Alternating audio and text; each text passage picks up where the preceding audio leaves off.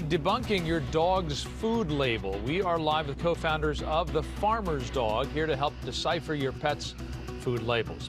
Also ahead, debunking your dog's food label. We're live with co-founders of The Farmer's Dog, here to make sense of all those ingredients. Mark, thank you. Feeding dogs the right food has become an obstacle course of dietary and allergy issues for the new designer breeds and the unknown mutt mixes of rescued animals. Ultimately, we want to ring the dinner bell and have our pets come running for food that's nutritious, tasty, and leads to long and healthy life. Like most owners, our next guest relied on ingredients listed on the label until they did their homework to find out what's really in those bags and cans. Joining us now are the co-founders of The Farmer's Dog, Jonathan Regev and Brett Podolsky. Welcome to both of you. Good morning. Thank you. Before you teach us how to interpret labels, tell us how you started your own brand of dog food and why you say it's better. Well, it all started with my dog Jada. She was sick, and I tried everything to make her better. Finally, some vets recommended that I tried home cooking for her, and the results were like magic. All of her symptoms disappeared. So I started looking into what was going on in dog food, and what I found was actually really alarming. The way that they make pet food is a lot different than the way that they market pet food, and I realized that I had been tricked for all these years. So we decided to build something that was better. Okay, so the first tip you guys say is what the word natural means when you see it on dog food. Yeah. So when you see something that's natural, you think healthy from the garden. Yeah.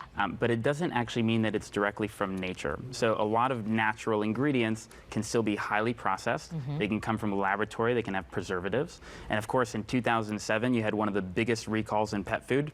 Thousands of dogs died. And they traced that back to a natural ingredient. So natural wasn't really the issue. Sometimes you'll see a label and it'll say with chicken or real beef or real turkey. Does that mean that it's safe? Yeah, well, when I learned that, I was actually really surprised. So when it says made with beef, for instance, typical consumer would just assume that it was probably mostly beef, and it's said prominently on the front of the bag like that. But unfortunately, that only means that pet food companies are required to use 3% beef in the food. Oh, wow. And so they can have pictures. 3%. They can have beautiful pictures of beef on the bag, real beef, but yeah, just 3% is required. So what's the rest of the stuff? The 97%, well, it doesn't need to be on the front of the bag, which is why you can't judge a pet food by its cover, for sure. Okay, what about when we flip it over and look at the ingredient list? When we look at food at the store, it's always that first ingredient that tends to be the biggest amount within the food. Is that the case with dog food? Well, so again, marketers know that pork. people... Pork should be the most common ingredient in there, right? Yeah, and so marketers know this. So let's say I have a recipe that's 5% pork, and the rest are peas, right? So 95% peas.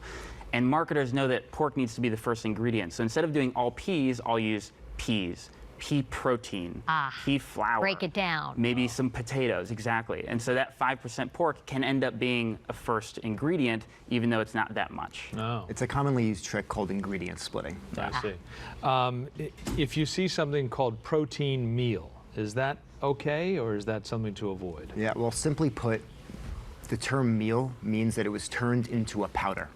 And the really crazy thing about that is, so for instance, 4D meats, diseased meats, like with cancer, it's illegal to use in pet food.